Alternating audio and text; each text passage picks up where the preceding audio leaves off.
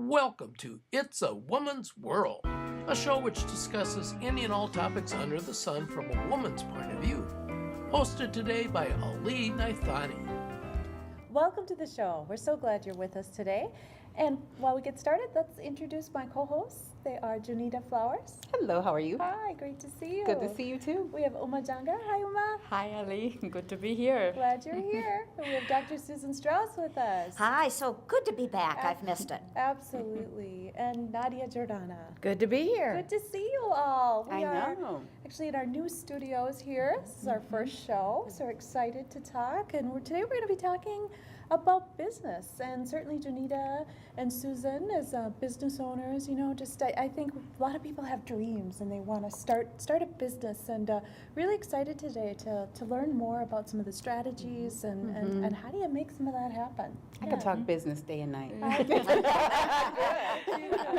Yeah, yours deals with food, so of course you could. Chocolate chip cookies, right? We would like to hear too. Yeah. I'm hungry. Yeah, well.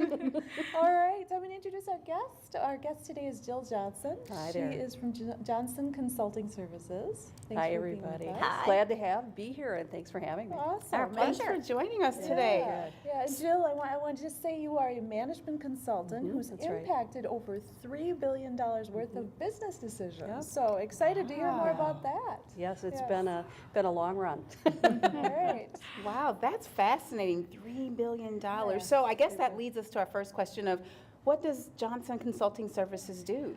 In the nutshell, what we do is strategy, business strategy. So we solve problems, we figure out how to make things work, we figure out if there's a market opportunity for a new product or service line, and we work with clients to enhance and build their businesses. So Could you give some examples of what some of those products or services have been? Most of what I do now is in the service sector. I do a lot of work in healthcare, so I've been involved with industry trade associations that have been involved in shaping the healthcare debate over the last 20 years. I have worked with major healthcare providers who have names that you would recognize, but I have non-disclosure agreements, so I can't say their names, that I've done turnarounds for where they had a service that wasn't working, and we went in and figured out exactly what was going on and then worked with the teams to really sort it out and reset the competitive dynamic.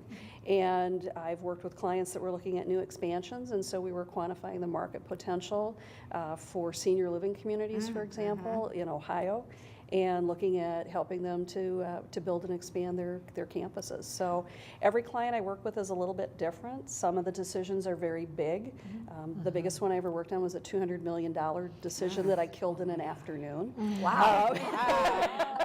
Because it was a dumb decision, and it might have been as small as $25,000 decision for a client, but it was a very important decision to that client. So over the years, it's been from coast to coast, north to south. I've worked with clients in Europe and in Asia as well. So Great. it's been a long run. Yeah, sounds wonderful. Thank you. That's a big achievement. So, first of all, but what motivated you to become a big entrepreneur like that? Well, yeah, I grew up in a family-owned business. I'm a fourth-generation entrepreneur. My father and grandfather started an auto body repair business back in the early 1950s. My great-grandfather, before him, after he retired from the railroad, bought a small boarding house in Hudson, Wisconsin, very close to the railroad depot, and they took in boarders. And so our family has always been in that service sector and providing services. And in fact, when I was thinking about the name for my business, my father, who's been dead now for 20 years, said to me, "It better have your name in it." And I said, "Well, why not?" I was going to be, Seagull Consulting or something like that. And he said, "If it's not good enough to put your name on it, it's not good enough to go out the door." And to this day, if I try and sign off on a client report board before it's fully done, I can never get the signature correct. So Dad was right. Wow. It was absolutely right. Yeah. That's really Yeah. impactful, though. That statement, huh? Just said It if is. you Yeah. can It put is. your name on it, then you know there's quality. Absolutely, and that's why it is my my name. So, you know, it really is a testimony. I look at every project as if it's going to be the last one that I do, and then that way I can be very candid with my clients, because in consulting, a lot of times they say a consultant will take your watch off and tell you what time it is, and but I'm trying to add that value to the client, and I'm often the one that will say the things that no one else is able or willing to say, but I say it in ways that are heard and understood, and there's always data and documentation and information and research behind it, and so it's not just, gee, here's my whim, and that's why it's impactful. And so I have a lot of clients that we've done significant pieces of work for that work with me again and again and again on different things. So I have a lot of long-term client relationships that are very deep and very involved. Did you ever work inside? I did. And what did you do there? Did that facilitate your transition then to being a consultant? Well, I've always been a consultant. I grew up, like I said, in a family-owned business, and I had a lot of jobs before I was in college. And then when I was working on my MBA, I had an opportunity to work with the Small Business Development Center at Drake University, where I was going to school. And that was really my start in the recession during the early 1980s, working with distressed businesses throughout the state. And we were dealing often with people who, if your ideas didn't work, they would lose their home. They would not have any ability to feed their kids. So the pressure was on and high. And then I parlayed that experience into working with an international consulting firm that was based in Des Moines. And then I eventually worked for one of the large CPA firms that had one of the 20 largest consulting practices in the world at the time that I worked for them. So I really honed and learned the business of consulting.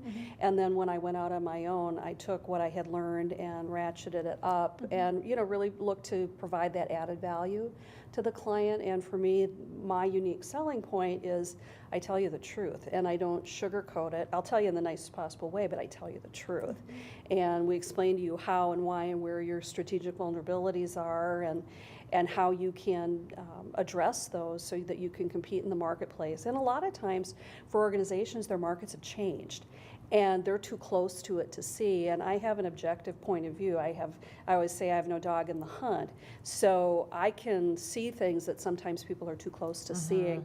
And then I have the freedom, because I'm not worried about my paycheck, to tell them the hard things. And so I work with executive level and board level to talk about those things. I've had Fortune 500 CEOs on client boards that I've worked with, and I've worked, as I said, with companies whose names you would most definitely recognize.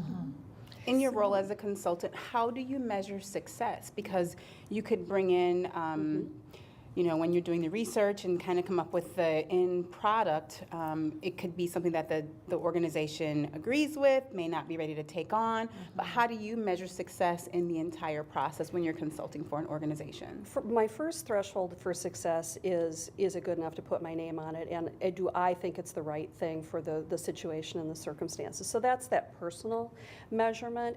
But I have a lot of clients that implement what I recommend, because part of what I do is I pull the curtain back and really understand the unique dynamics of the group and the enterprise, and then you overlay that into that market. So the strategies and pieces that I'm recommending may be bold, but they're realistic within the context of the group and the organization. And so it's the reason that I develop these long-term relationships with clients and multiple projects, because they know, they trust me, and the things that I've recommended work. And so in 30 years of doing consulting, there have probably only been maybe 2 or 3 out of the hundreds and hundreds of clients that I've worked with that haven't executed. And there were other reasons behind why the execution couldn't happen that had nothing to do with the engagement or the quality of the work. It was people died or were fired. And then when you come in with the project and they execute, do you have benchmarks where you follow up with them at certain levels, or once you've made the recommendation, they've decided to execute, then that's kind of done until they have a new project maybe years down the line? Every client's a little bit different. I have clients that hire me to come in and do implementation, so I'm involved in an ongoing retainer relationship where I go every month, and Nadia knows a couple of them that I work with. I'm there every month working with their teams on very specific pieces of execution. And in other cases, it's just like a bird that pushes pushes her little eaglets out of the nest, and you let them fly, and they have to go on their own. But usually there's a very well thought out plan of execution and recommendations, so they've got their checklist. And a lot of clients prefer to execute on their own, and so everyone is a little bit different. So I work to what they need. So what is the biggest struggle that you can say you faced as an entrepreneur? Well, I think there's a couple. One is you're always selling because you're always having to look for your next project. Because I don't have a steady paycheck I'm always having to look ahead.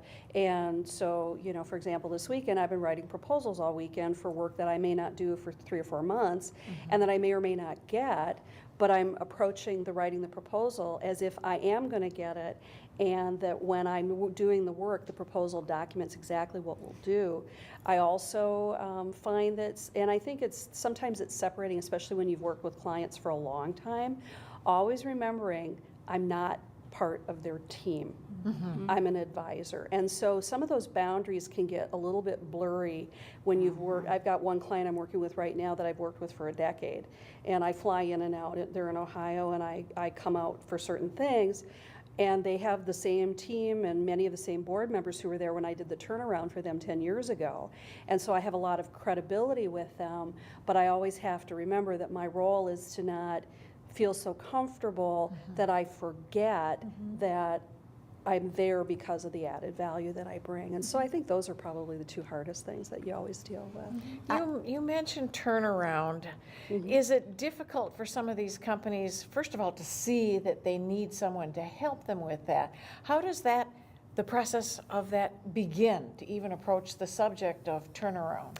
Every organization will go through transitions, no matter if they're a big company, a little company, there's always a transition point. And usually the point in time where people reach out to me is they know something isn't working.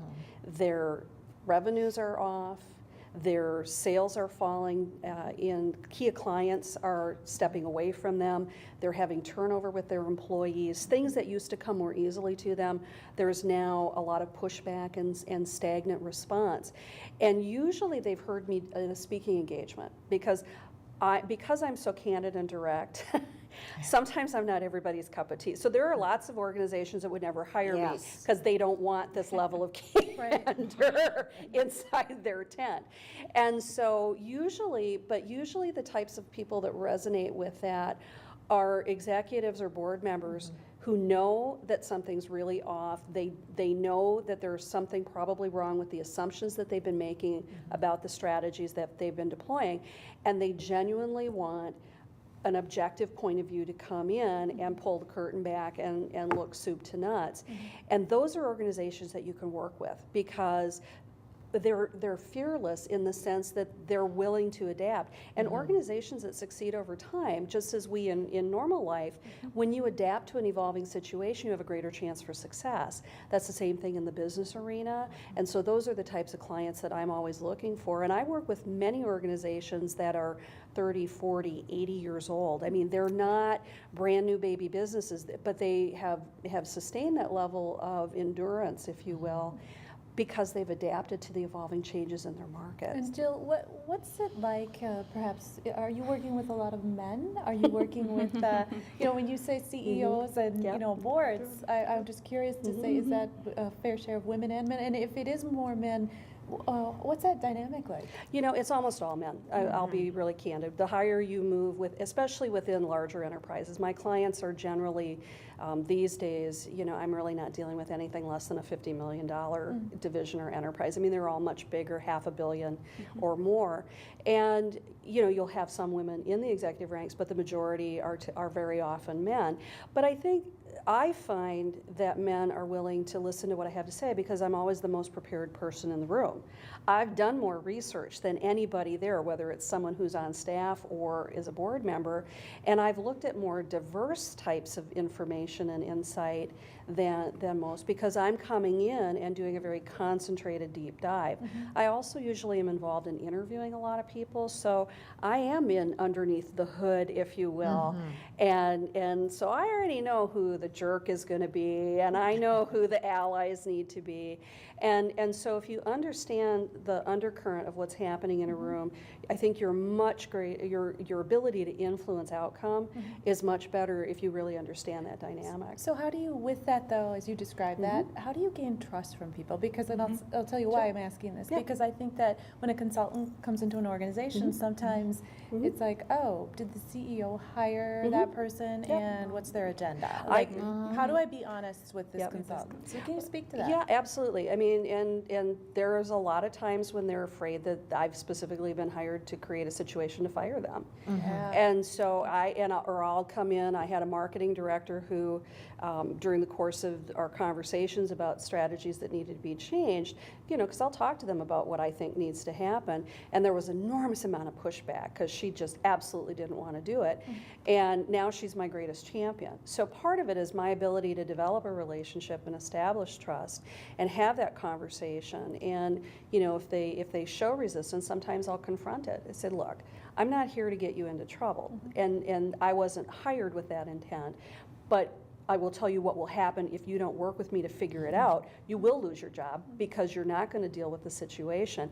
And sometimes verbalizing that for people, all of a sudden it kind of shakes them enough to be able to go, wow, this is somebody who's really genuinely here because they want to help.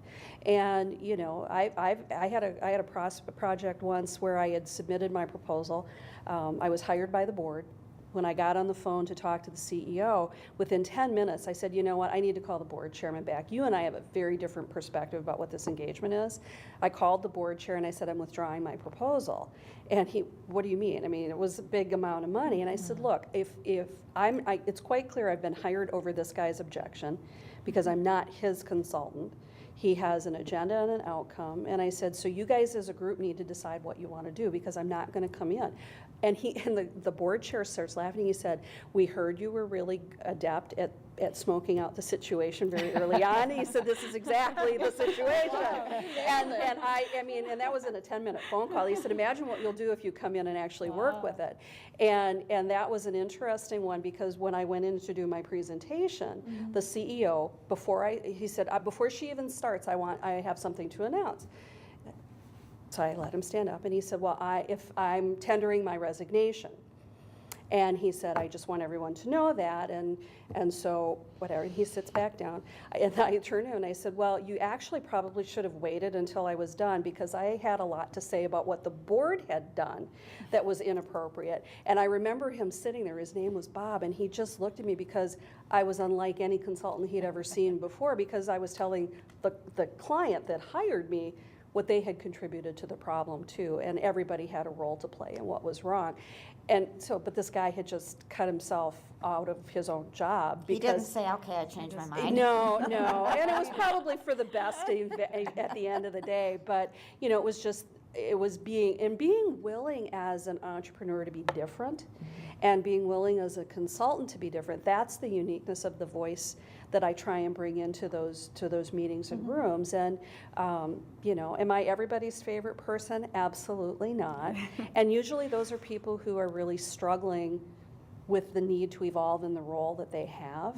And those are players that are often really not well suited to where the enterprise needs to go. Jill, you said, just to get into some tactical information, you had indicated, of course, in being a business owner on my own, I can relate, where you always are kind of looking for your next next paycheck, so to speak. And you talked about writing proposals. Yes. So where do you find that people are submitting proposals? How do you know who to submit a proposal to? I don't search for RFPs and those requests for proposals, which are generic things where people put out an announcement that they've got something that they want. People call me because they have a problem and they need it solved.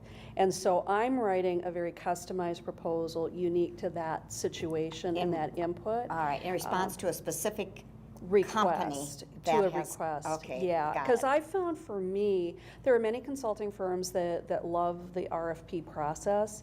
It just doesn't work for me, and usually you don't have a chance at getting those. I'm a small company, and so they're hiring me and the work that I do.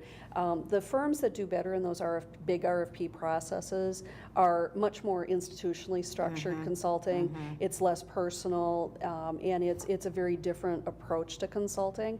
And the people that are going to look at setting up that kind of thing, they wouldn't be looking at me generally anyway. But I usually have RFPs sometimes, but I've been called and specifically invited to respond. Well, Jill, this has been a fascinating conversation. I thank you for coming and sharing. Anytime, I'd be your happy story to come and back. Insights and, Yeah. Well, we're going to shift the conversation a little bit here, and Mike, our producer and director, has given us a surprise question, which is in my hands, and I don't even know what's in here. So I'm going to open this envelope, and we're going to talk about this. So we'll all just join in and see And what we he get. comes out with some doozers. I'm afraid to hear this. Yes, right. All right, here we go. The question is, do you feel that children should be sheltered from unhappiness? How much and at what age should you let them learn about all the bad things in the world? Oh, that's a good question. That things is a in the good world? one. My goodness. No. You know, I find that, Mike, you did a good one here. Yeah, it is a good one. Having grandchildren now, I've got an 11-and-a-half-year-old grandson and a 9-year-old granddaughter, and it is an interesting question because things will pop up. My grandson said the other day, Grandma, is there a rating in movies that goes beyond R? And I said, yeah, there's an X. Now he's 11 and a half. My daughter had a fit. She had a fit that I answered that. And all I said is there's an X. She said, he's going to want to know what that is, and on and on. And I thought, okay, did I overstep a boundary? First of all, I think something must have triggered him to ask that, something he overheard or saw or whatever. And from what I just read, that boys between the ages of 11 and 13 have their first experience with pornography, which I don't think he's seen it. But I thought, oh, did I? Well, I was honest with him, and I didn't think I should lie to him. I think my daughter would have liked it if I had, but I didn't. And that exact question came up. When do you share some of these things? Yeah. And you don't just dump it all at once. It's got to be gradual, and which things can come out when. It may be different depends on being the the generation, grandparent too. and the parent. Yeah. Yes. Yes. So it might be a good conversation with and I'm a grandparent and a great grandparent. So with the actual mother, it helps to kind of know where they're coming from. You probably Yes. already thought you were just fine with your answer. Yeah, she was my daughter. I mean, you know, I had taught her, so. Kind of think you know. Yeah. But I do think they need to know about life Yeah, and, you know, maybe not just dumped on Yeah. them, but Yeah. if you shelter them too much, Exactly. what Right. happens when they're thrown out into the world? What do That's you right. guys Yeah, think? yeah. Same too. I would definitely want them to understand. We should discuss with them a little bit, like at 11 to 12 years old age. I believe that's the age that they are ready And enough. here's some things in your words first. Yeah, same thing. I think, Ali, do you remember when we were in India and all, Yeah. their parents won't even talk till 20, I believe. Yeah. Like, That's I don't very know, the much- generation has changed too. We have to give importance to that too. Now they are more exposed to the media. Yeah. So Yes, they know they actually know. more than what we And I know.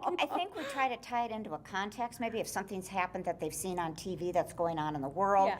something that they're reading about in one of their magazines, or they've heard from a friend. And I Exactly. think when they ask, I believe you need to Yeah. answer. Yeah. And I don't think they'd ask if they didn't already have an inkle that something's going They on. and already know the kind answer. of know what the Yeah. answer is. Usually It needs to be some something. honesty. Right, something about, Exactly. when my son was 5, he asked me, well, could I die?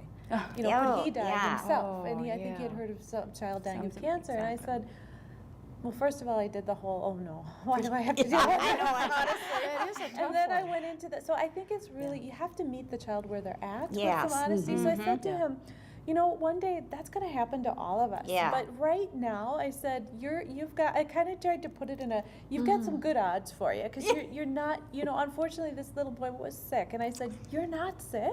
You've got a healthy life. You know, so I found that helps to try Yes, to answer yes, some of those yes. questions. But to be honest, because I think kids always remember. Exactly. Right, when they find the Yes. truth and they get to like school and they're like, "What? That's not what my mom told me." And then they're That's like, right. that Then always they comes feel back. lied to. Yes. I think so, yeah. I think another piece is as far as when to talk to them. I think in some communities you have the luxury of choosing the age as a parent when to talk to your children about certain things. Other times you don't have that luxury. So as raising an African American son with a lot of things happening in the world, I can't wait until my son is a teenager to discuss some things, Yes. even though they can be tougher topics, and I don't want him to be fearful. Yeah, how do you balance But the that? world looks very at him in a Differently. certain way, and it's heightened right now. And so I don't have the luxury of waiting until he asks me the first question about, you know, relationships with the police officers and, you know, how he should dress. I have to be proactive and introduce him to some things That's a good earlier point. than maybe some other families have to. Yeah, Yeah. very good point. And important, and coming from you is much better than coming from Exactly. his buddies and Exactly. whoever's out there in general, yeah. I think a funny side, my son's in 4th grade, and right now they're doing that whole family life thing, which he was stressing about it for like weeks, you know, like, Mom, and you know, if you sign that paper, I don't have to go. I'm like, well, no, Jonathan, you know, it's all right, it's your body. You want to learn about it. And so, like, every day he comes home, Mom, do you know, like, this little thing happens and this happens? And, like, and Isn't that wonderful? yes, but it's not wonderful in his mind. It is the nastiest thing ever. But, you know, it's like, you know, and I know there's a lot of controversy. Parents don't, and every parent gets to choose when they're ready to have Yes. those conversations with their children. Yeah.